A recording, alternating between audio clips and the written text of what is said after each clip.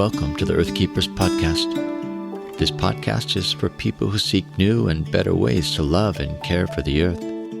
It's a podcast for anyone who is deeply concerned about the harm being done to the environment on a local and global level.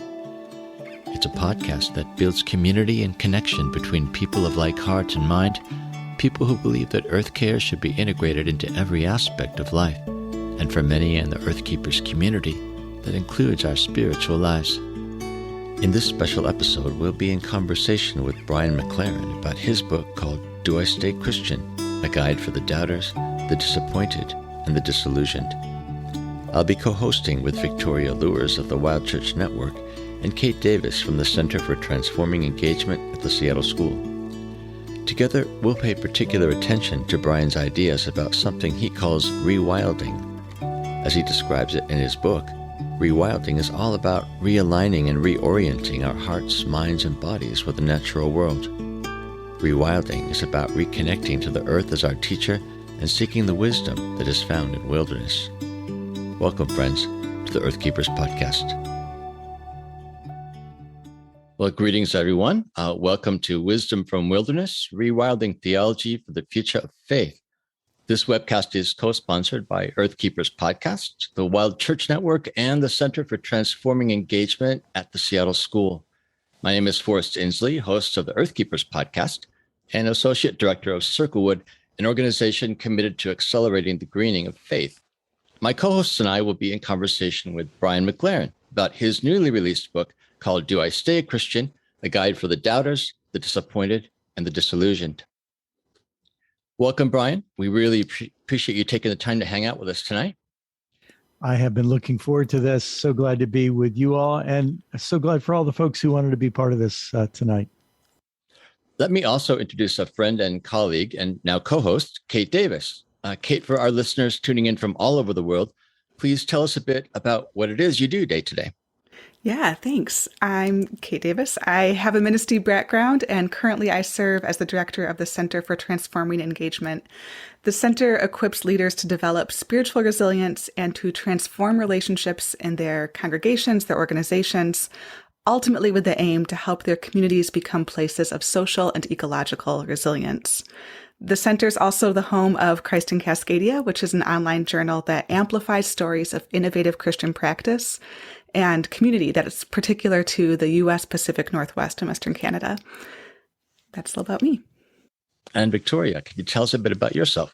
Sure. Hi, I'm Victoria Loorz, and let's see, all of my work the past several years have been in helping people to make that reconnection between their spirituality and the rest of the alive natural world. So I'm the co-founder of Seminary of the Wild, which does pretty much what it sounds like, and the co-founder of the Wild Church Network, which is a network of hundreds of churches all over North America and other places around the world that are bringing people into deeper relationship with the natural world and creating spiritual practices that reconnect us back into a place of belonging. And also the author of a book, Church of the Wild, How Nature Invites Us into the Sacred. So, Victoria, I'm hoping that you will ask Brian the first question, since you actually know him. Right into it. That's right.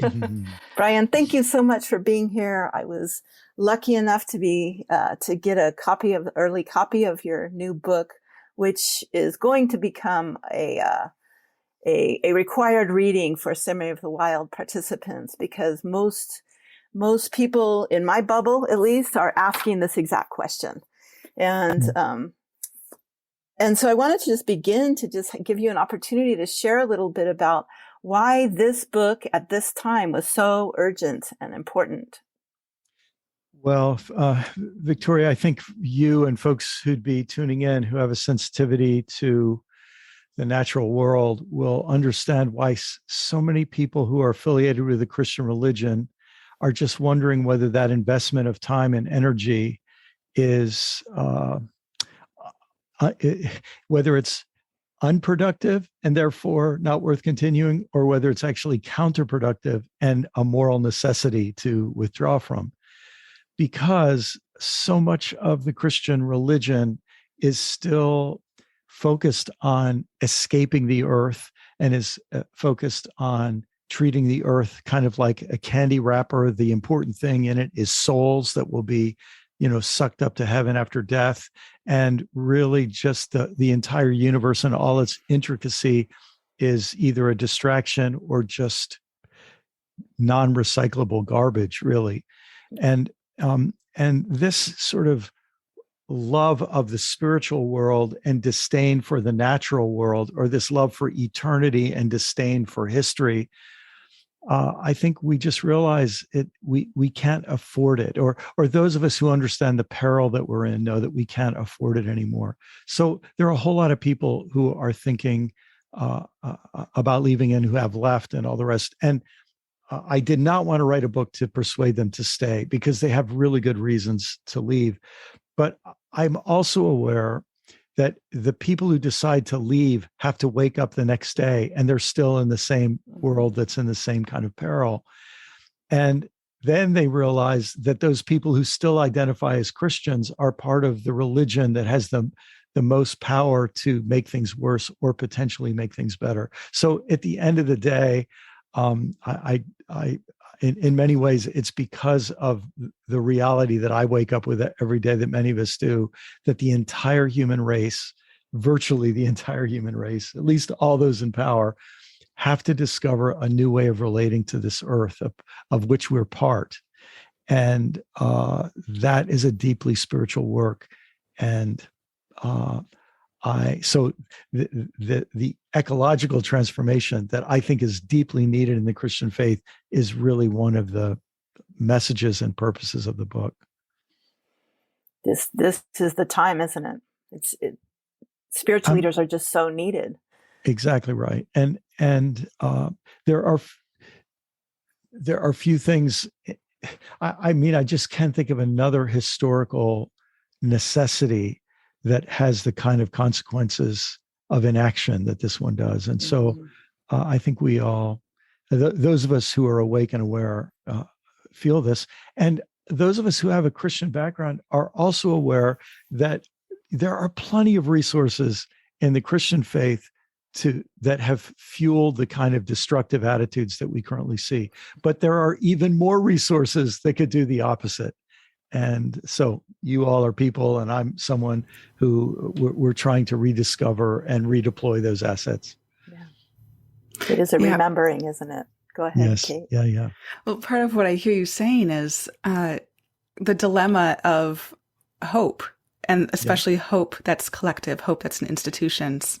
I love the title question, that do I stay Christian? It's one that we hear so often at the Center for Transforming Engagement. People have told us that we're the last stop on the express train out of Christianity.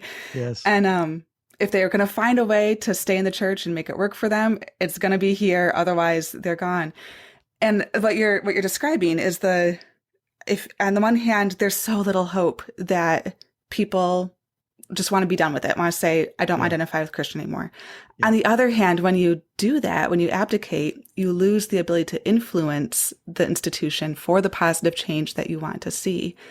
And that question of hope, which really is, I think, what people come to us looking for, of how do I have enough hope to stay in this work, but not so much that I'm going to be heartbroken in it.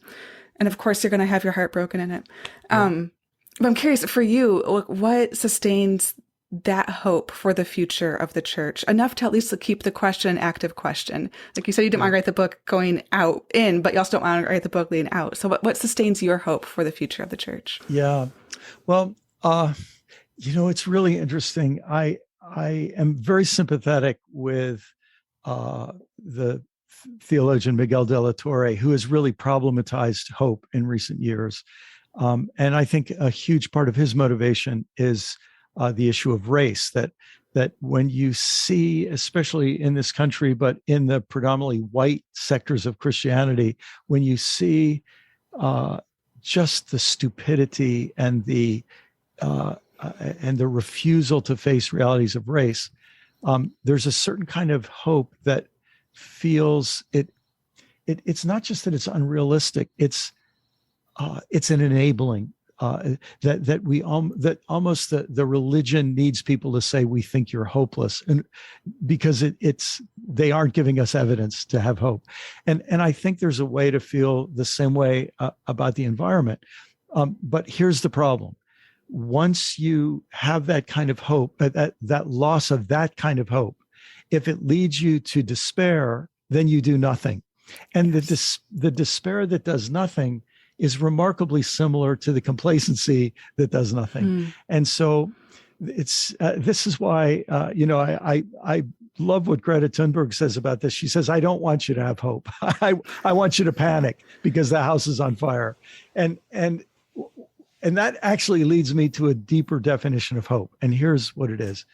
Hope for me is when I reach the commitment to do something, whether or not it will succeed, whether or not it feels like it will succeed. So where I disconnect my commitment from the likelihood of successful results. And here's the irony about this, that if you give up when the results don't look likely, then you increase the chances that nothing good will happen. If you keep doing the right thing, irrespective of the current likelihood of successful results from your perspective, you infinitely increase the chances that things could go better, because your action and your involvement could be a critical factor. So I don't know if that helps, Kate, but I just think this question of hope is really important, because despair has a whole set of unintended consequences, but a naive hope that only looks for encouraging evidence, I don't think is a strong enough hope. Yeah, for what it's worth. I hear you calling us to the more foolish hope. It's not. I mean, the way you spelled out, I'm like, oh, that is so logical, but the action of it looks foolish to someone who's trying to behave more rationally. One of the things that has got me thinking this way is looking back in history. In the book, I do these several kind of fast surveys in history, and those are fast to write. But if you want it to be anywhere near accurate, they're fast to read, but they're very slow to write, because you really have to think through what you're saying, especially when you do kind of big historical sweeps. But one of the things that really hit me as I was writing is there are so many issues in history. If you pick a year, if you were to pick, for example, the early 1600s, where there's this orgy of witch burnings in so many parts of Europe, and of course, some of them came to North America too. And you think, if you stood up against the witch burnings, looking back in history, you would not stop them. They're still going to keep happening. So if you go back and say, how do I wish I would have acted in history? Well, it wasn't going to work. So I don't think I would have spoken up in 1610. I would have waited till 1810 to speak up, right? That makes no sense to me. What I want to say is, I would like to have been the kind of person who would have done the right thing, even though in my lifetime, the results might not have been anything I would have been happy about. And you can take issue after issue, and you realize that we hear about the people who were lucky enough to care at the time when the conditions were right to change. But those conditions wouldn't have been right to change if there weren't generations of people who cared when it seemed like their caring produced nothing. It produced something. The existence of their caring helped change the conditions later on. Not only that, the idea of success, the idea of win, is part of that old paradigm. And so keeping our eyes upon that keeps us in that old way of thinking. I really think so. And it becomes clearer when you face the deeper problems that are monumental. I mean, this is one of our problems, that an unintended consequence of capitalism, the profit motive and the nonprofit industrial complex, because in a profit-driven society, even a nonprofit venture finds it almost impossible to raise money unless they can scale down the challenge that they're addressing to the size of something that produces results that can be trumpeted to raise more money. Now, I'm glad for people raising money for every good cause, but I just think we have to see there are causes that will never raise the money they need based on that whole economy. And I don't know everything to do about that. I just feel, though, that my own thinking, I'm 66 years old, and I feel like I'm just beginning to wake up to the power that money has on my own thinking and limits it has on my own imagination, and how the valuation of money and the sort of medium of money, it just affects my values in ways I'm just barely waking up to. It's so core to everything. We keep being surprised, right? And this is where faith and spirituality becomes so important. In one sense, you say the world of spirituality, the world of faith should be the one place where we experiment with values that are not based on an economic system. Should be. Yes. Brian, I want to follow up on this theme of transformation. Both Circlewood and Earthkeepers podcast are committed to helping people understand that Earth Care has everything to do with faith life. We believe that a reorientation to creation is inevitably going to mean that our faith practices and faith communities are going to be changed.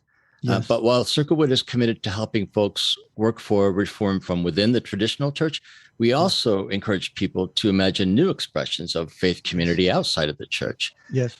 I'm wondering, when you think about the future of the church, do you have more hope for changing the system from within, or are you more hopeful about experimental movements happening outside the mainstream? Oh, I love this question, because the first thing it requires me to say is this happened. This is one of the other ways that writing this book changed me. The term "the church" has virtually no meaning to me anymore, because what's absolutely clear to me, I don't know if other people will agree, but I can just tell you from where I stand, this is obvious. Opposite things happen under the name of the church. Mm-hmm. Absolutely opposed things. So in the name of the church, refugees are taken in and cared for and given dignity. And in the name of the church, refugees are turned away and treated as subhuman. In the name of the church, guns are melted down and turned into garden implements. And in the name of the church, people celebrate more and more guns. Every single issue I can think of, the church does opposite things. And so what I encourage people to expect, because I think this is realistic, I think under auspices of the church will get worse and worse and worse. I think things that are identified as the church, we should expect they are not anywhere near their bottom. And I think we should just expect they will get worse. And so to come back to your question, then the places that are willing to change and that are open to change, how do we do that? And here's what I would say. I think you're naming exactly the two right zones. There's an area of working within the church, and then there's an area of saying, we don't have time for those slow changes. We have to go outside of work here. Because here's my little motto. I think institutions imitate, and movements and other kinds of creative activities innovate. I think it's very rare for an institution to innovate. It needs to see a movement of people who didn't need to wait for permission and funding, who go out and innovate. And so the innovation stimulates the imagination for imitation, and they both go together. And that's why I'm really glad that you all are acknowledging and encouraging both of those. It's very easy for people in both of those categories to despise each other. Why aren't you joining us in this innovation outside the institution? This is where the action is. Why aren't you coming back and helping us make change here? This is where the power is.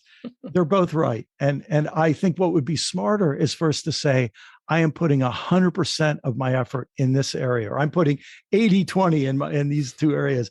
I'm glad other people have different proportions, because we need people wholeheartedly working in both areas. And I also think, to return to the first thing I said, that we also need to look at people. I hesitate to use this language, but it's language Jesus used, to let the dead bury the dead, to let people who want to walk away when they say they're not interested in what we're saying, to say, God bless you, and shake the dust off our feet and get on with our work where people are ready for the work to be done. You know, I want to emphasize the differences you're pointing out. I think in some ways the title question of your book is received differently depending on where you're positioned. I mean, I think about, that question, do I stay Christian? Probably a lot of people relate to that in great part because they have a background of being Christian. Yes. But I think about people in my daughter's generation. She's 19, right? Yes. And the question is different for her. The question is, what is this Christian thing that's, inviting me to be part of it? And if not that, then what? And I know that that she really struggles with that question because she comes at it from a really different place than I do.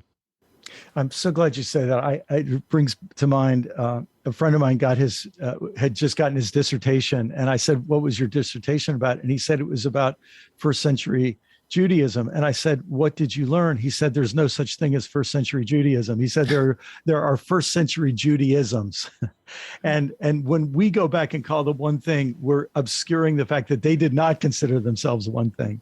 And I think that's the reality that younger generations face. They are growing up seeing these opposite faces, this sort of Janus-faced reality, or it's even more than this multi-faced reality that seems to have different, that everything about them is different. And that's the reality that we face. And so in a certain sense, though, that's also true of almost every other entity I can think of, every other social reality, America, Britain, India, China.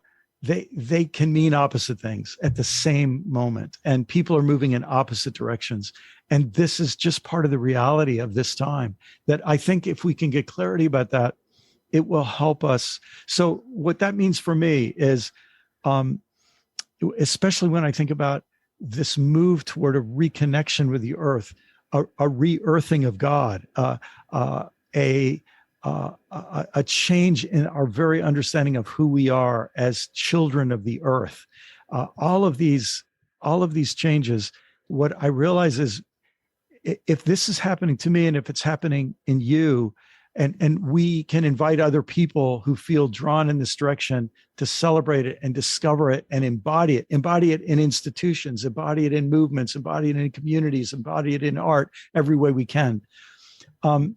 That's the very best thing we can do for all those people who don't get it yet, because they won't be able to get it until they see it embodied. And they may never get it, but the fact that it exists for their children the next generation might be the ones who get it. Absolutely. Yeah. I feel like where we are right now is putting into practice what generations of eco-theologians or theologians thinking on the edges have been saying for, at least 50 years. Really, it's been along the edge the whole time. But this is a time we're really putting it into practice. We're starting to live it, find new structures, new ways to embody this remembering ourselves back into the whole.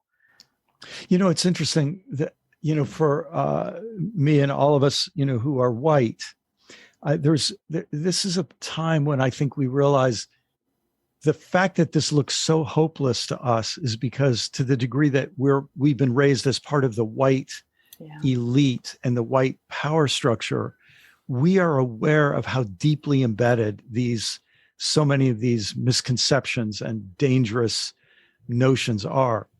But one of the things that helps me, Victoria, having that longer time frame and seeing things with a longer arc, is to say, I think of an African-American friend of mine who has been digging deeply into her ancestry. Mm-hmm. And so she thinks about one of her ancestors who lived in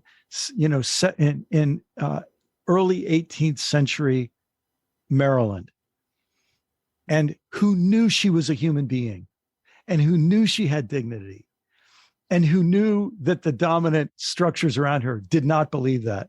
And she didn't have in her mind any idea that she had to wait for them to understand her humanity for her to start living out her own humanity. Mm-hmm.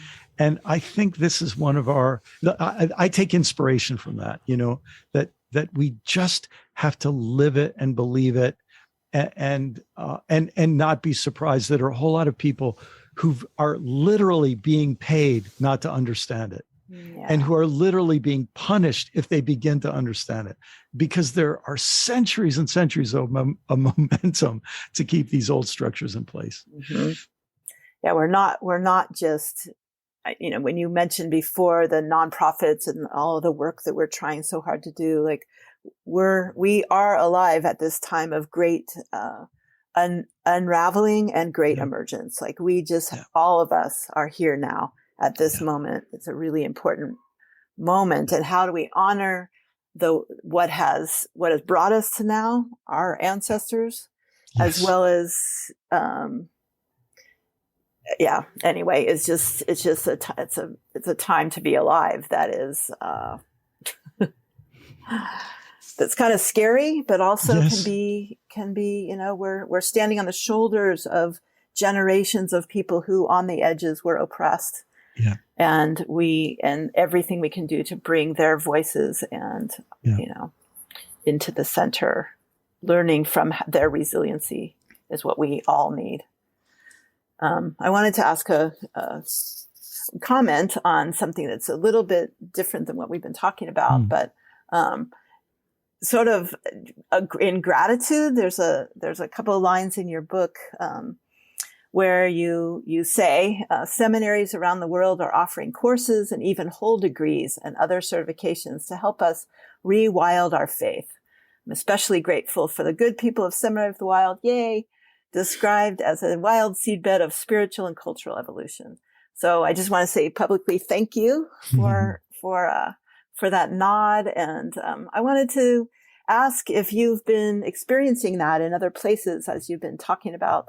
You've been talking about this rewilding stuff for a while. Yeah. And, I sort of live in this bubble where people are awakened and listening to this call from Spirit and from Earth herself. But I'm wondering so it feels to me that there is an awakening, a sort of big awakening at the fulcrum. And just wanting to see what you've been, noticing, hearing, what are the kind of work in innovative seminaries and that kind of what's going on? Yeah. Well, I see quite a bit, and I'm sure there are people who see a lot more than me. So when I speak of anything here, the fact that I'm sure I missed a lot, I don't want to insult anybody, but let me say, I think in the world of the academy, in the world of scholarship, there really is important scholarly work to do that some people might write off and say, oh, that's just academic, that's just ivory tower. But I think that is one of the places where we unscrew the bolts of a current suicidal machinery. And those bolts get unscrewed, and that's necessary to make some new things possible. And new formulations start to get articulated. And this is happening. I mean, I think that probably the living theologian I quote the most in the book is Ilia Delio, a Franciscan nun who, she's bringing important discussions from evolutionary biology into the world of theology, and from process philosophy into the world of theology. And this is really important. It begins to make a shift. I think of someone like Corinna Gore and the work she's been doing at Union Seminary. And Union Seminary has been a leader both in the area of taking race as a super important category of theology and taking the environment as a super important category. And I mean, I won't remember names, but I think of a friend of mine who's enrolled in a seminary in Ohio where ecology, they've made a commitment that issues of ecology and our relationship with the earth are across the curriculum, that this is something, they don't want there to be one course in this. They want this to be integrated in every area of the curriculum. So I think it's happening in the academic sense all over the place. I'll tell you where I feel there's a gap. And that is that when a seminarian gets inspired about this, and then they show up in a church and the church doesn't want to hear it for a whole bunch of reasons. Or when they say, how can we embed this in song? And we just haven't had the and we have some people beginning to write the music that we need, but we need like a renaissance of music that celebrates the earth, and that celebrates, when we say the word God, we aren't celebrating the distant, invisible patriarch supreme being, but we're celebrating the logos, the Tao, the Tao that's in creation, and that's revealed not best in a book, but in the face of a compassionate and just man, a human being. So all of that, we have so much work that needs to be done. How we rewrite, like, I don't think we have, I'll just be honest, every single Sunday that we keep the same liturgies going, we're wasting another precious Sunday. So we just need this kind of work to be, to be accelerated. But thank God for the really important scholarly work that's happening. And that will, I know it will eventually filter into these other areas. I just want to, encourage that. Yay. And just to be clear, Seminary of the Wild is experiential. We do read some books, but it's all about experiential and being connected directly in relationship with the land. When there's a theological question, bring it to the land, bring it to the rivers, bring it to the stars. And can I say that is one of your really unique contributions?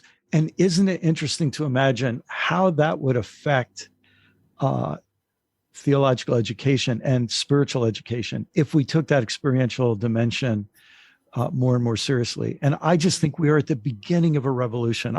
This is over 20 years ago. I wrote a couple paragraphs that a whole bunch of seminaries have asked me to talk about. It was in a book I wrote called A New Kind of Christian.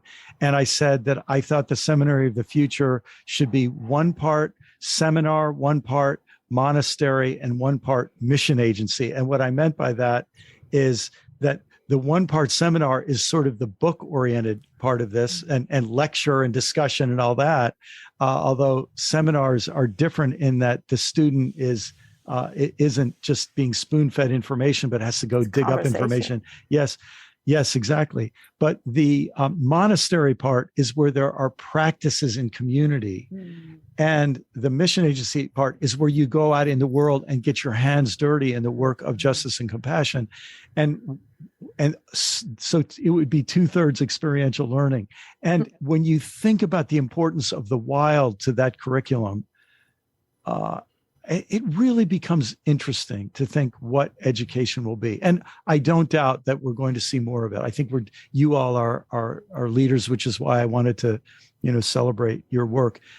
But you just think of how far we could go. It's breathtaking. Yeah. Thank you. To the piece of, really both monastery and mission in there, and just how embodied those pieces are, that what we do in Christian practice is really with our bodies. And when I was reading your chapter on rewilding, you have this beautiful sentence on needing to make peace with our wild bodies. And you're calling out Christians specifically there. And I realized that all of the examples that came to mind in my world for making peace with what it means to be embodied, well, not all, many of them are from the not Christian world. Yeah. And I was wondering if you had a story that might help us imagine what making peace with our wild bodies looks like in our own faith communities. Well, what's interesting to me is, first, how many people go to church, but yoga has become an increasingly important part of their life, and how they know they might not be able to talk about it too much to some people at church, but these little secret networks form.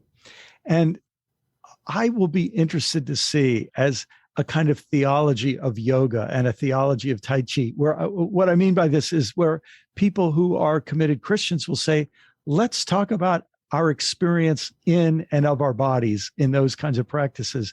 And let's talk about this. My daughter is a gifted yoga teacher, and I was with her in a yoga class not long ago, and someone said, the point isn't touching your toes. The point is what you learn on the way down. I just thought, there's something about the experience of inhabiting your body here where real transactions are happening and real breakthroughs are happening. And so that would be one whole area. But I do think it's so interesting. This has been there in the gospel the whole time. We don't often talk about it this way, but Jesus went on a 40-day vision quest to begin his public ministry. And we talk, I think it's unfortunate that we use the word wilderness in the Bible to mean a desert and a dangerous, inhospitable place.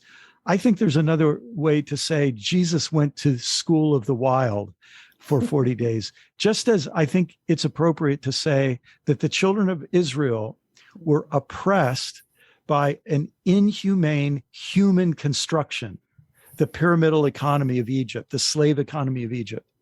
And what God does is liberates them and puts them in the natural world for a generation, as if to say, if you want to learn how to be a human again, you have to start by camping. You have to start by living in relation to the elements and living. We've got to go back and start over, in some way. And I know a sort of woo-woo romantic way people can hear this. People may think of it that way. That's not the way I mean it. I mean this in the sense that we are experiencing as a civilization, that we're having to unlearn almost every single thing we do in our economic system and relearn biomimicry so that we stop thinking that trash is a natural and acceptable byproduct. Because nature doesn't produce trash in that sense. It doesn't. We could just go on with example after example. But that you just think, what would it mean for us to say that there is a learning that you can only experience by extended time in engaging with the wild world? Yes. That it's the experience of standing in the middle of a thunderstorm where there's nowhere to hide and you also could be killed at any second. That does something to you that you maybe can experience in no other way. And I guarantee you can experience it through reading a book. And that experience may be a necessary part of what it means to become a human being, a mature, well-balanced human being fit to live in this world. And that is not just the experience of dread or smallness or fragility. There's also the experience of delight and joy and dignity and wonder. And is it David Lanham, the poet biologist? He calls it orgasm, that we need to have an orgasm, an explosion of the delight of awe, in the natural world. But it feels like it's the only way through this crisis. It's not going to be that we're going to figure it out. Like, yes, we need the technologies. Yes, we need, to redo systems. Yes, systems need to come down. But I think our only way through is to listen to the sacred reality that is in between all things, in between all things. Like honestly, we need to learn how to listen once again, as most humans through most of history have had that access. And that's recognizing that listening is also in our bodies. I love, Brian, that you went from yoga to nature to this list of emotions, and emotions are also in our body. We think of them as something else, but they're physical experiences. And of course, this means the traditional Christian understanding of sex has just been obsessed with what you're not allowed to do. But what would it mean for us to talk about sex as the wildness of our bodies that's a reflection of God that has to be rediscovered in a healthy way? We've had this generations of purity culture and centuries of body shaming and body hatred that had so much animosity, especially to the female body. But there was a sort of self-hatred in male sexuality too. And you just think, where could we be if we, if we're on at a moment where all of this could be looked at in a fresh way? Or you think something that's near and dear to my reality is the bodily experiences of aging. And today I'm not in my home. I'm actually in the office of my brother-in-law who passed away a few days ago, and so I'm here for his funeral. And the bodily reality of death, I just feel so much of Christianity has been this attempt to shortcut death rather than to understand death as part of wildness. Death is part of embodiedness.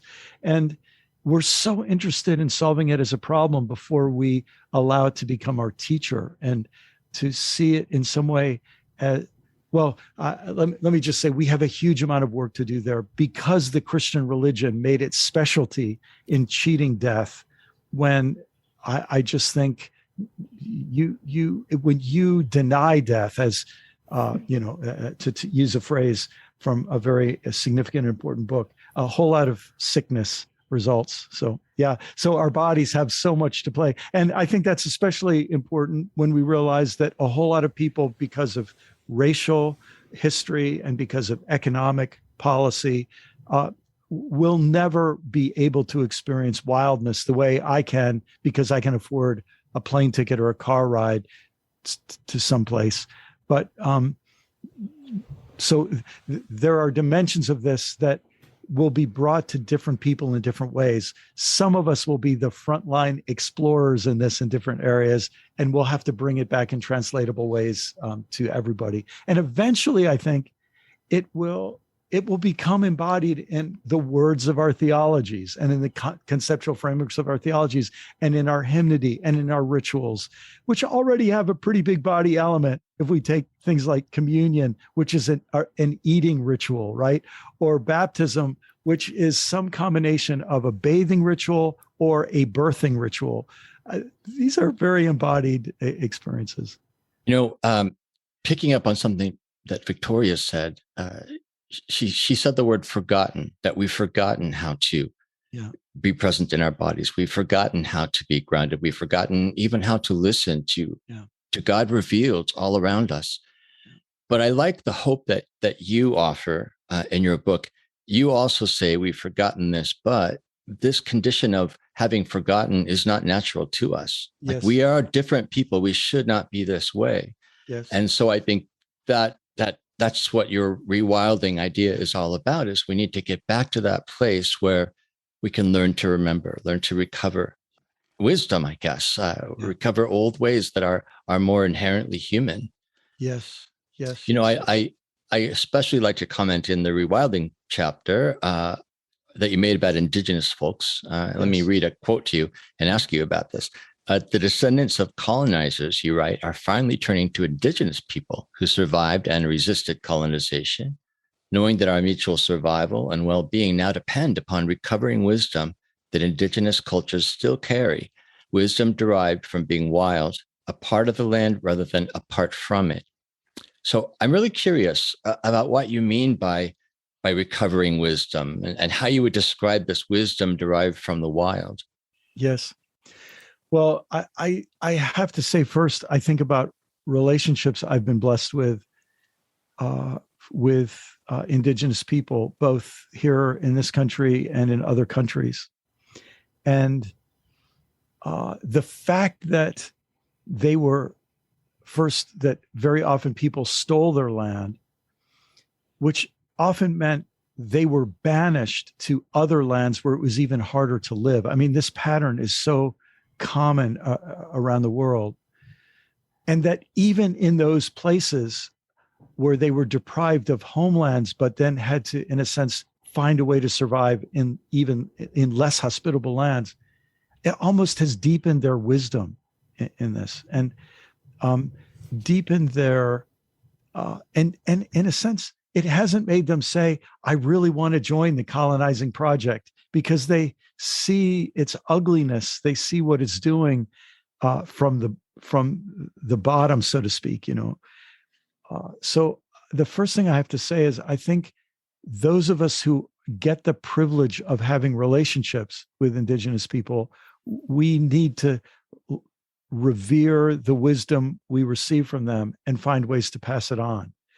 I think we have to remember there are so many more colonizers than descendants of the colonizers than descendants of the colonized, that this can create the sense of colonizers who want to all go find their own private teacher among the descendants of the colonized, which can be another act of oppression in a certain sense, as if people exist just to teach the rest of us lessons. There's a kind of reclaiming homework that we have to do. And often what that means is being willing to not bother people, but to learn what we can from what they've written, or learn what we can from observing them from a respectful distance. When I moved to Southwest Florida, where I live, where we have several different sort of lineages of people called the Seminole and the Miccosukee and others, because of my relationships with indigenous people in other parts of the country, I really hoped I'd be able to establish relationships with people near where I live. And what I've learned is they've had so many horrible, bad experiences. For me to expect to show up and then be happy to see me and be willing to trust me, I realize is terribly unrealistic and uncharitable on my part. So what that means, I think, is we all try to learn what we can from a respectful distance, and when we're invited in closer, to cherish that as a treasure that it is. But the good news is, people like Randy Woodley, who's known to many of us, and the late Richard Twiss, who's a dear friend and someone who made a huge mark in my life, or even I think of the writer Robin Wall Kimmerer and her amazing books. I just think we live at a time where so much of that wisdom is going to be given to us. If I were to think, if any of you are familiar with Mark Charles, a Navajo man of Christian faith, but who is struggling at the center of these connections. Oh my goodness, I've learned so much from him. And a poet and writer like Caitlin Curtis, who in many ways in recent years has begun to rediscover her own Potawatomi heritage and learn how to celebrate that. I just think it would be smart for all of us can read books and listen to people's words that they've made available. And that's a great start. And it's a respectful start. Our common friend, Randy Woodley, has a really intriguing idea that I think offers a way, into that learning place. And he would say that what we can learn from indigenous people is how to recover our own indigeneity, right? Because we all come from a place where we were connected at one time, in our sort of ancestral line. So where is where did we lose that indigeneity, and how can we get past that point to rediscover it? So he would say that indigenous folks, capital I, model for us what that looks like to still live connected to the land. Yes.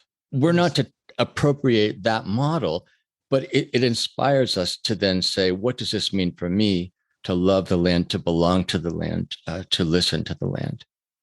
That strikes me as so wise, because very often it's not imitating behavior that gets us where we need to go. It's imitating desire, or it's imitating a value. And the fact is, the world is a different place than it was 50 years ago or 100 years ago. And what even the word wild, you could make a case that, it's very hard to find a wild place anymore on the earth. There, thank God, there are some that are less spoiled than others, less desecrated than others. But this is going to be a moving target, and it's going to continue to be that way. And so I think that reminds us that there's a recovery element of this, but there's also a creative element, and it's the desire for reconnection that will help us, that will motivate us to recover what can be recovered and to create new ways of living as and with and in the earth that we're going to all need. Amen to that. Yeah, and those little those reconnections can be very very intimate, small steps. It can be with a tree in your yard. It can be with a spider in your shower. Yes. It's like we are part of the wild. Like humans are part of the wild. All of our buildings are part of the wild. Like just to reframe that and to intentionally establish kindred relationship with particular others, which I know is part of your journey. Yes. I was thinking maybe as one of the last questions, or the last question, I think we're almost out of time. Is there a particular kindred relationship that you've established with, I know you've talked about the turtles, the tortoises, but is there a particular story of a kindred relationship that really expanded this sense of sacred relationship for you? Oh my, there are so many. There are so many because I one of the things I love about, just being alive is that there's always more to learn and new connections to make. But I'll just tell you from today. So here I am in this room that is in my brother-in-law's home, and let's see, 6 feet from me is a window, and 2 feet on the other side of the window is a robin's nest. And I live in Florida now, where we don't have robins. We live in sandy soil. There's nowhere that they could get the food that they eat.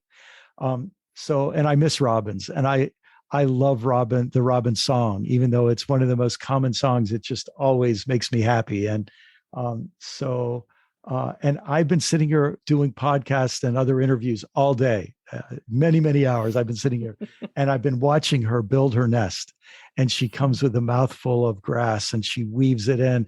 And it's just been a great day watching this happen. And I've never been able to witness a nest building from this eye level vantage point so close. And I never noticed how so much of her building is scrunching her body down and using the shape of her body to actually shape the nest, because it's her body that's going to be there protecting the eggs and so on. And then at the end of the day, just before it got dark, I saw a sparrow. She was out gathering more materials, and a sparrow came in and stole a bunch of her grass. I just thought, I'm even being able to see a little bit of mischief going on here. What a gift of having to sit behind a computer all day. It's just a gift right outside my window. Beautiful. Thank you. So, I just think, this was my brother or sister Robin at the window here today. And so this is a gift just right today. I just want to jump in on the metaphor of the robin's body making a home for the robin, and thinking again about what it means to stay in Christianity, and how we've not necessarily made an institution that has space for our bodies, and to use our bodies to build a home that's more capable of holding us spiritually. Thank you. That's so beautiful. Really, and I think that's a freedom that we need to receive. And one of the consequences for me of writing this book, I have to say this, I'm not happy about this, I'm not sad about it, it's just an observation, is that the kind of magic of Christian authority structures has really dissipated for me. I've lost my, it's not that I have disdain for all these great figures that we all study and learn about. It's just that I see them as people, and they were doing the best they can, and they made a lot of mistakes. And the magic is really gone. But here's the interesting thing about that. Part of the magic was not allowing me to be a full member of the community and shape the nest to fit me. And so in a sense, maybe their imperfections and their failures, part of that is the gift to all of us to say, okay, it's time for us to not just do what they said and did, and not just complain about what they said and did, but to actually do and say some things that are what are needed for this moment. Yes, start weaving our own grass. That's it. Well, I'm sure we could go on and on tonight with this conversation, but unfortunately, that's all the time we have. Thanks to Kate, to Victoria, and especially to you, Brian, for taking time to be with us. Thanks to all our listeners all over the world, and we hope that you will take away inspiration and new vision from our time together. And I want to say thanks to all of you for this good work you're doing, and for all the folks who care. This is important, and I'm honored to be part of it. Thank you.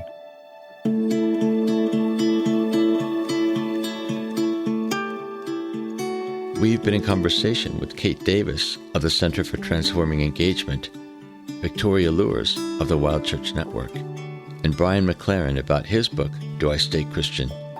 For more information about any of our guests and the good work that they do, please see the show notes for this episode on the podcast website. If you appreciate this podcast and want to help us expand its global reach, please share this episode with a friend. You can also show your support by subscribing. Just go to whatever platform you listen to podcasts on and hit the subscribe or follow button for the Earthkeepers podcast. Finally, it would be very helpful if you could leave a review on Apple Podcasts or Stitcher. I'm Forrest Dinsley, your podcast host. Our executive producer is James Amadon. Our producer is Dave Olfers. Forrest Reed is our editor and the creator of our original music. Our research assistant is Rochelle Nordman, and Jesselyn Gentry is our social media director. Thank you, friends, for listening. Please join us for our next conversation on the Earthkeepers podcast.